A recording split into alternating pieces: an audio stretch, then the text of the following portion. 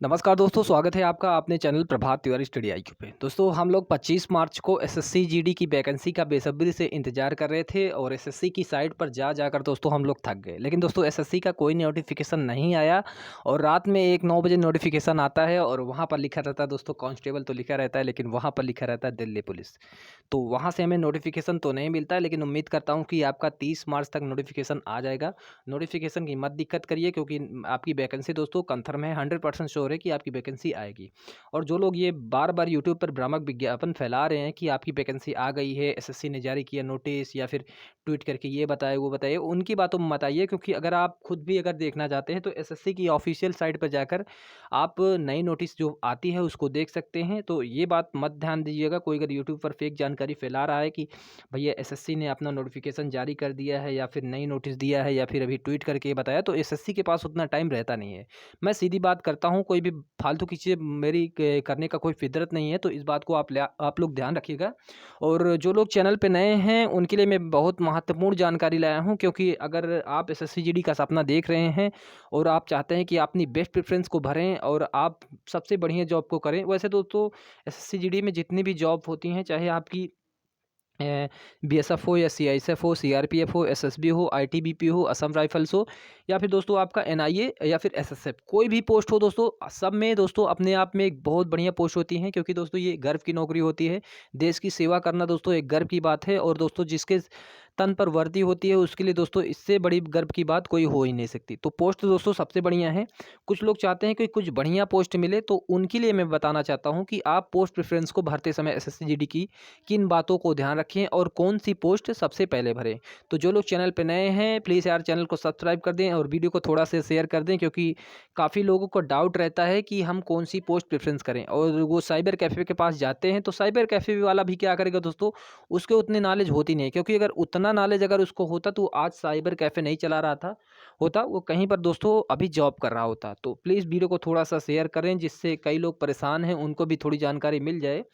तो चलिए हम सबसे पहले दोस्तों आपको कुछ बताना चाहते हैं, यहाँ पर मैंने जो लिखा है उसके बारे में बता दूं। तो सबसे पहले मैं आपको कट ऑफ दिखाऊंगा 2018 की दोस्तों जो कट ऑफ गई है रिटन एग्जाम की कितनी गई है, और आपकी फाइनल कट ऑफ दोस्तों जो आपका डीबीपीएसटी डॉक्यूमेंट वेरिफिकेशन जिसको कहते हैं फिजिकल, और उसके बाद मेडिकल होने के बाद आपकी फाइनल कट ऑफ कितनी लगी है। ये रही आपकी 2018 की कट ऑफ दोस्तों रिटन एग्जाम की, जहाँ पर मैं आपको दिखा रहा हूँ। ये रहा 2018 की रिटन एग्जाम की कट ऑफ, ये रही आपकी फाइनल कट ऑफ। यहाँ पे दोस्तों मैंने एनआईए की कट ऑफ दिखाई है, यहाँ पर मैंने एसएसएफ की कट ऑफ दिखाई है।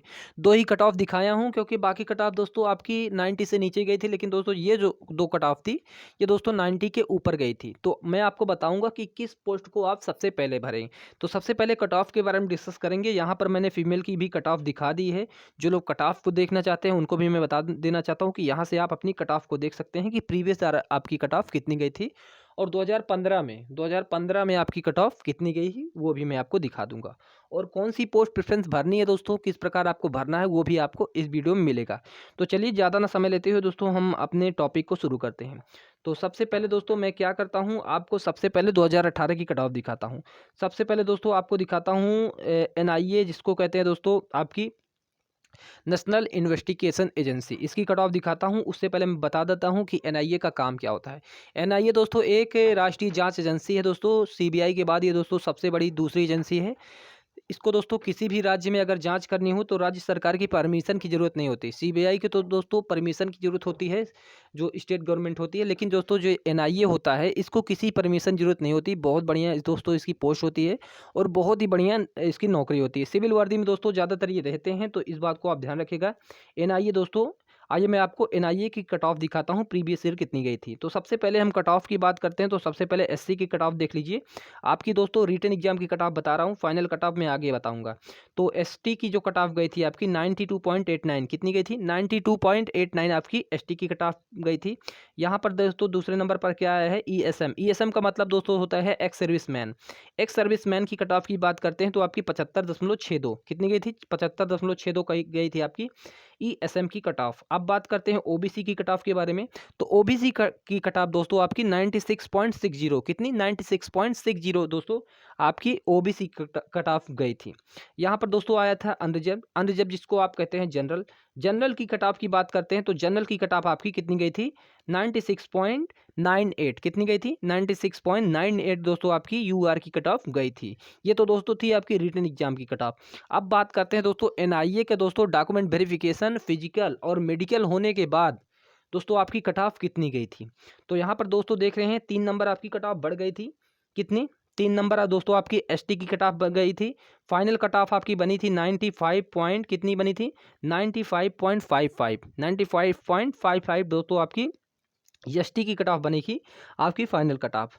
यहाँ पर दोस्तों आपका यहाँ पर मैं एक सर्विसमैन की कट ऑफ नहीं दिखाया हूँ, लेकिन मैं बता देता हूँ एक्स सर्विसमैन की कट ऑफ आपकी कितनी गई थी। फाइनल कट ऑफ दोस्तों आपकी 80 नंबर गई थी एक्स सर्विसमैन की। अब बात करते हैं दोस्तों ओबीसी की कट ऑफ कितनी गई थी। तो ओबीसी कट ऑफ गई थी दोस्तों आपकी 98 कितनी 98.30, कितनी 98.30 आपकी ओबीसी की कट ऑफ गई थी।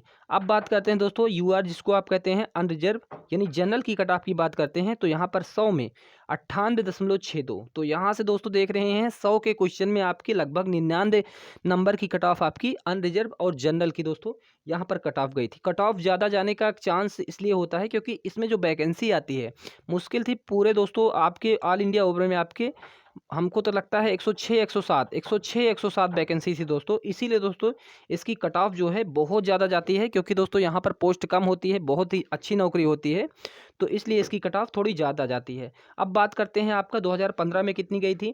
तो 2015 में आपकी एसटी की 86 गई थी, एससी की भी 86 गई थी, एक्स सर्विसमैन की 63 गई थी, ओबीसी की 88 गई थी और जनरल की आपकी कट ऑफ 89 गई थी। तो इस बात को ध्यान रखिएगा कि 2015 में दोस्तों आपकी कट ऑफ थोड़ी कम गई थी, लेकिन 2018 में आपकी कट ऑफ 10 नंबर लगभग हर कैटेगरी में बढ़ी है।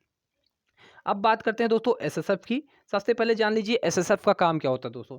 एसएसएफ का काम होता है मंत्रालय में दोस्तों इसकी ड्यूटी लगती है। 2 दिन आपकी छुट्टी रहती है दोस्तों। आपका जो संडे और सैटरडे 2 दिन दोस्तों आपका अवकाश रहता है। और इसका काम क्या होता है दोस्तों, इसका काम होता है सिक्योरिटी का काम। सिक्योरिटी का काम ये होता है कि मंत्रालय में दोस्तों जो भी आता जाता है उनकी दोस्तों सिक्योरिटी करते हैं ये लोग।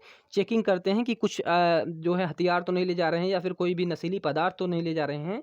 तो जो भी दोस्तों राष्ट्रपति भवन या फिर संसद भवन में दोस्तों इनकी ड्यूटी लगती है। तो इनकी ड्यूटी तो दोस्तों मंत्रालय में लगती है। ये भी दोस्तों बहुत ही अच्छी नौकरी है। तो अब बात करते हैं इनकी कट ऑफ के बारे में। सबसे पहले दोस्तों हम बताते हैं आपकी एससी की कट ऑफ के बारे में। एससी की कट ऑफ की बात करते हैं तो 83.33 यानी जो एससी की कट ऑफ गई थी आपकी 83.33 गई थी 2018 की रिटन एग्जाम में इसकी कट ऑफ। एसटी की बात करते हैं तो एसटी की कट ऑफ आपकी गई थी 80 नंबर, कितनी गई थी यहाँ पर 80 नंबर गई थी आपकी एसटी की कट ऑफ। एक्स सर्विसमैन की बात कर लेते हैं तो एक्स सर्विसमैन की कट ऑफ गई थी 35.05। तो यहाँ से देख रहे हैं दोस्तों एक्स सर्विसमैन की कट ऑफ बार बार कम जा रही है। अब बात करते हैं ओबीसी की कट ऑफ के बारे में। तो ओबीसी की कट ऑफ आपकी गई थी 88.34। तो इस बात को ध्यान रखिएगा। बात करते हैं दोस्तों अनरिजर्व जिसका आप जनरल कहते हैं, इसकी कट ऑफ के बारे में भी हम डिस्कस कर लेते हैं। तो अनरिजर्व की कट ऑफ आपकी 88.42 गई थी दोस्तों। ये दोस्तों आपकी रिटन एग्जाम की कट ऑफ थी। ये दोस्तों फाइनल कट ऑफ नहीं है, फाइनल कट ऑफ यहाँ पर मैंने आगे डिस्कस किया है।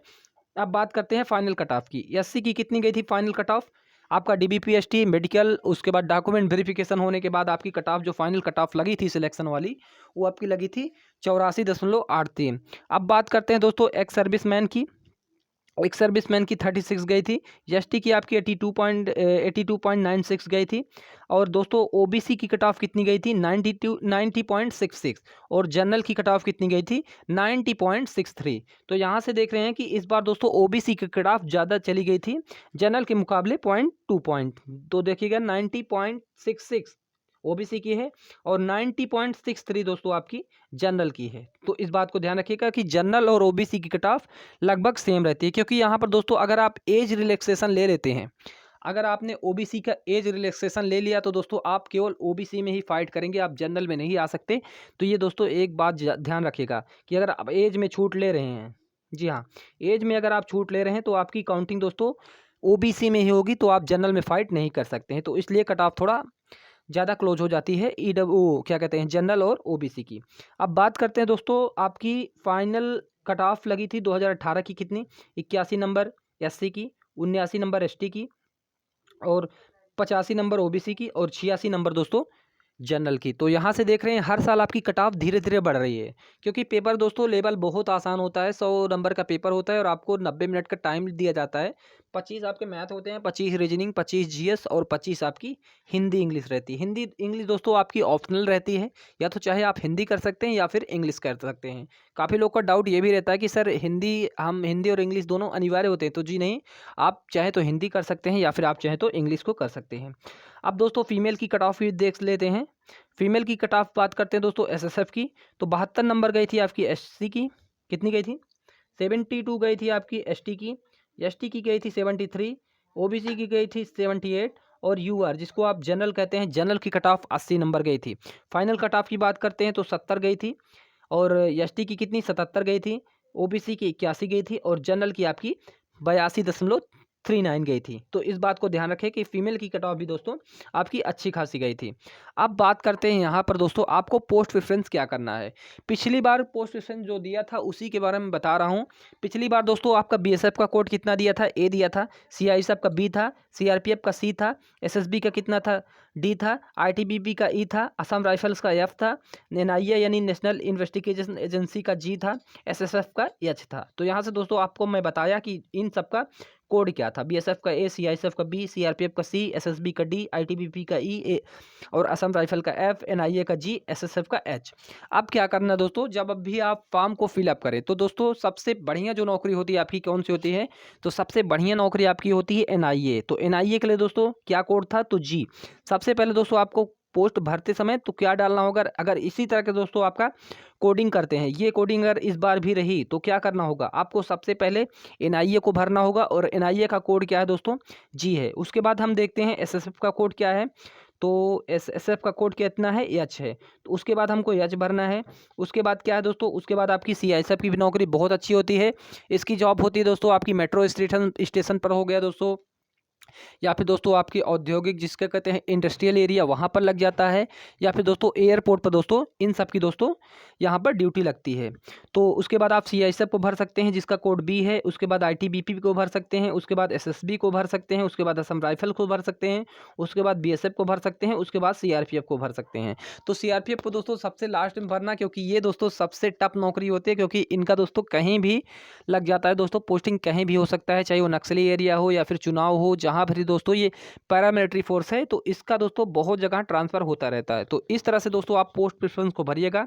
सबसे पहले आपका एनआईए हो जाएगा, फिर एसएसएफ हो जाएगा, फिर सीआईएसएफ, फिर आईटीबीपी, फिर एसएसबी, फिर असम राइफल्स, फिर बीएसएफ, उसके बाद आपका सीआरपीएफ को आप भर सकते हैं। तो दोस्तों अगर वीडियो पसंद आए तो प्लीज़ यार चैनल को सब्सक्राइब करना और वीडियो को ज़्यादा से ज़्यादा शेयर कर देना, जिससे कई सारे लोग जो परेशान रहते हैं, बहुत ज़्यादा परेशानी होती है, जो नए स्टूडेंट रहते हैं, पहली बार एसएससी जीडी की परीक्षा देने जा रहे हैं या फिर एसएससी जीडी का पहली बार फॉर्म फिलअप कर रहे हैं, तो उनको बहुत लोग बहुत सारी गलत जानकारी देते हैं। तो ये करिएगा कि उनको थोड़ा सा ना ये जानकारी उन तक पहुंचा देना, जिससे उन सबको भी ये बेनिफिट हो सके कि हाँ कट ऑफ क्या थी और किस तरह की पोस्ट है, क्या क्या पोस्ट है और किस में दोस्तों आपकी जॉब सबसे अच्छी रहेगी।